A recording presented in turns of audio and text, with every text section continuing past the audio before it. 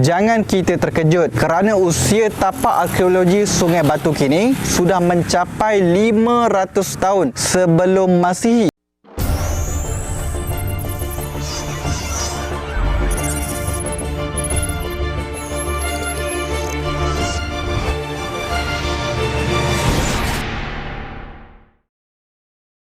Hello guys, hari ni aku nak share dengan korang.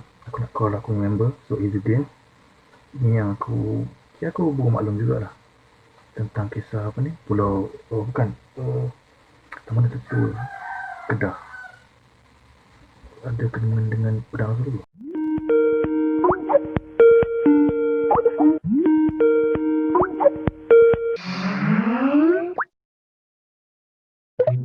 Assalamualaikum warahmatullahi wabarakatuh. Pada hari ini saya akan berkongsi dengan anda semua berkenaan dengan tamadun tertua yang ada di Malaysia, yang berada di Tanah Melayu, iaitulah tamadun Sungai Batu yang dikatakan sudah berusia selama 3,500 tahun, dan ramai masyarakat pada hari ini tidak tahu akan kewujudannya, sedangkan tamadun ini telah mempunyai peradaban bangsa dan juga kemajuan yang sangat hebat dalam perdagangan, lebih-lebih lagi dalam teknologi peleburan besi. Tamadun Sungai Batu telah diisytiharkan oleh Profesor Oxford University Stephen Oppenheimer sebagai salah satu daripada beberapa tamadun purba yang telah mendahului beberapa abad daripada khazanah arkeologi terkemuka di rantau ini, mendahului kuil Borobudur di Indonesia dan Angkor Wat di Kemboja yang masing-masing pada abad ke-9 dan ke-12. Sungai Batu yang telah berlangsung seawal 535 sebelum Masihi hingga kurun ke-15 ialah bukti bahawa bangsa Melayu ialah bangsa yang bertamadun yang telah wujud 600 tahun sebelum Masihi dan sezaman dengan tamadun Rom dan Yunani. Fakta lain mengenai tapak Sungai Batu ialah tapak Sungai Batu 400 tahun lebih tua dari tembok besar Cina yang dibina oleh dinasti Qin, 600 tahun lebih tua dari pembinaan Colosseum di Rom, dan 1773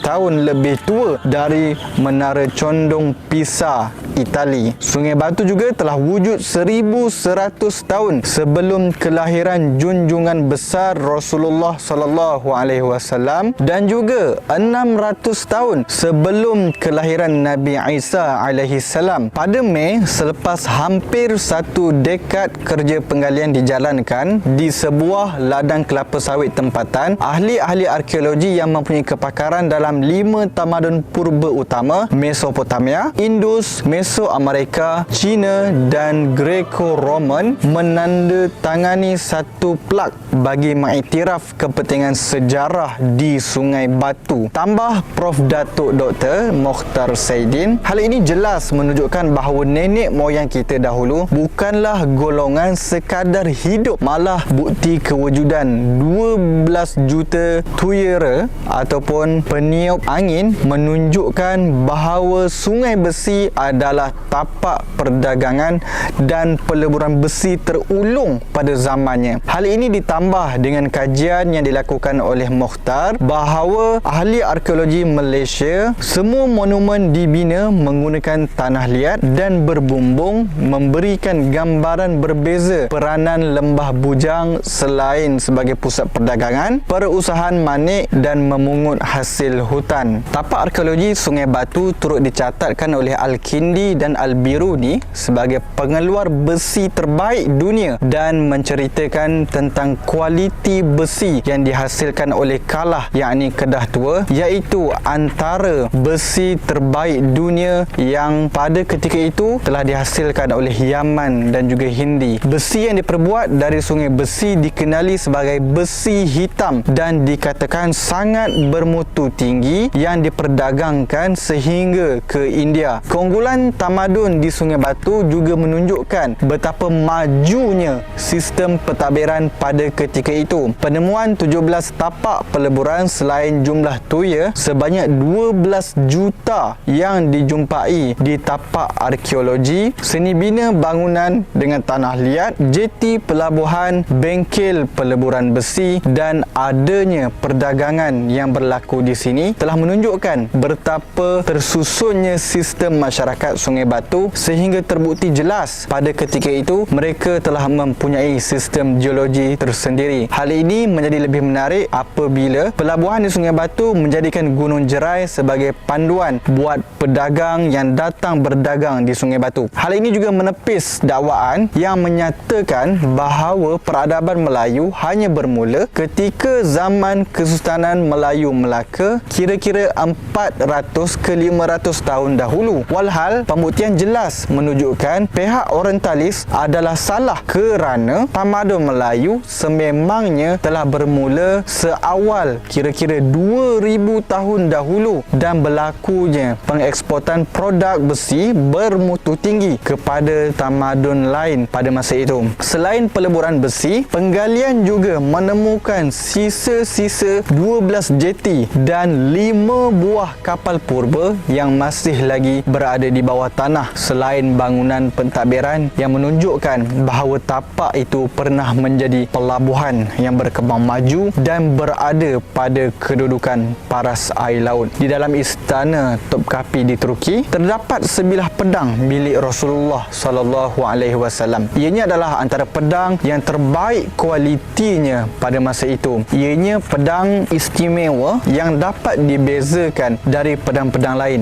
dan pembuatannya berasaskan teknologi pamor keris, yakni teknologi campuran aloi besi yang juga dikenali sebagai wood steel oleh barat. Pedang ini memiliki lapisan-lapisan besi yang kompleks pada bilahnya dan memiliki corak yang beralun-alun pada hujungnya. Orang Arab pada masa itu mengenalnya sebagai pedang bergelombang. Pedang itu bernama Qala'i, berasal dari Qala'ah, iaitu kedah tua yang disebut oleh Idrisi, ahli geografi Arab era Abbasiyah, dalam karyanya Ar-Rujal, yakni Nuzhat Al-Mushtaq fi Ikhtiraq Al-Afaq, dan Abu Dullah, pengembara dan pemuisi dari Bukhara, yang catatannya yakni Ar-Risalah terkumpul dalam Majmu' fil Jughrafiyah pada tahun 940 Masihi. Pedang ini asalnya dari harta ghanimah ataupun harta rampasan perang dari Bani Qainuqa. Bagaimana pedang buatan orang-orang Melayu Kedah tua boleh sampai ke tangan suku-suku Yahudi di Madinah? Mengapa dalam banyak-banyak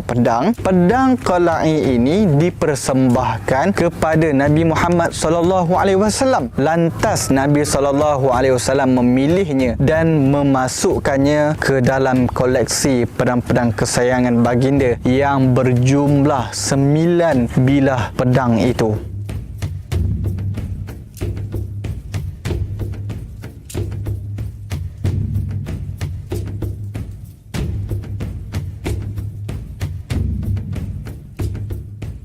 Cuba kaji asal-usul mereka itu dan anda akan terkejut kerana perdagangan orang Melayu melepasi 300 tahun sebelum Masihi. Jangan kita terkejut kerana usia tapak arkeologi Sungai Batu kini sudah mencapai 500 tahun sebelum Masihi. Makluman awal, kenyataan bahawa Perdana Nabi yang bernama Al-Qala'i didakwa dari Kedah Tua bukanlah dakwaan oleh orang Melayu semata-mata. Dakwaan ini juga telah dibuat oleh beberapa orang penulis Arab. Antaranya adalah penulis kitab yang masyhur tentang pedang Nabi, iaitu Muhammad Hasan At-Tuhami. Muhammad Hasan At-Tuhami menulis dalam bukunya bahawa pedang Nabi yang bernama Al-Qala'i dinisbah dari sebuah tempat yang terletak antara timur Al-Hind, India, dan tempat yang banyak lombong timah itu menghasilkan pedang Al-Qala'i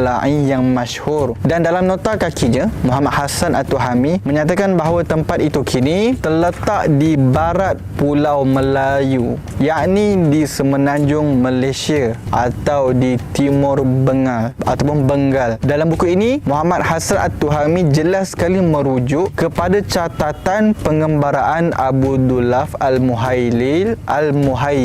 Jika kita merujuk pula catatan pengembaraan Abu Dulaf Al-Muhaihil Izin yang bertajuk Ar-Risalatul Ula sekitar 952 Masihi. Beliau jelas sekali menamakan tempat di mana pedang Al-Qala'i yang masyhur itu dihasilkan di Kalah, yakni Kedah Tua. Namun pentahqiq kitab ini iaitu Dr. Said Murazin menunjukkan Kalah sebagai metropolis Kuala Lumpur pada hari ini. Dr. Said Murazin meletakkan Kalah sebagai metropolis Kuala Lumpur ibaratnya pada hari ini. Sedangkan ahli-ahli akademik seperti Paul Whitley jelas sekali menamakan Kalah sebagai Kedah Tua. Dan di samping itu terdapat beberapa orang penulis Arab yang lain yang menyatakan bahawa pedang Nabi bernama Al-Qala'i itu dinisbah dari sebuah tempat di Syam, dan ada juga yang mendakwa ianya nisbah kepada tempat menempa besi di Yaman. Namun penemuan arkeologi tapak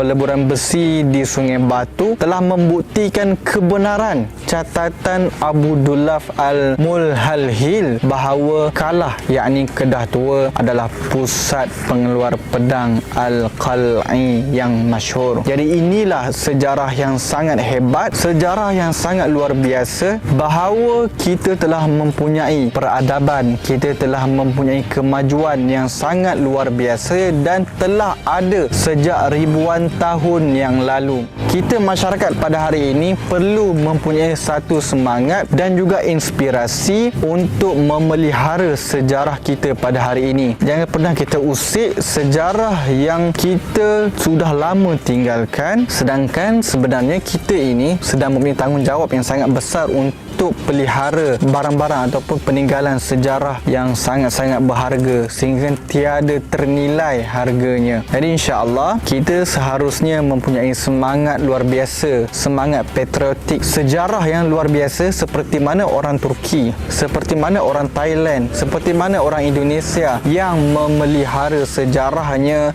seperti menjaga dirinya sendiri. InsyaAllah. Assalamualaikum warahmatullahi wabarakatuh.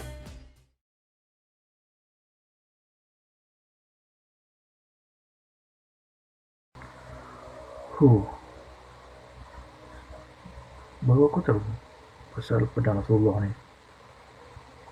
Sebenarnya banyak benda yang kita tak tahu kan. So anyway, thanks lah dekat Izzuddin yang dapat share. Pada korang yang rasa nak lagi banyak cerita, boleh try komen kat bawah. So beritahu apa yang cerita yang korang nak. Aku try cari dan aku try share. Jangan lupa subscribe. Okay. Anyway, Assalamualaikum.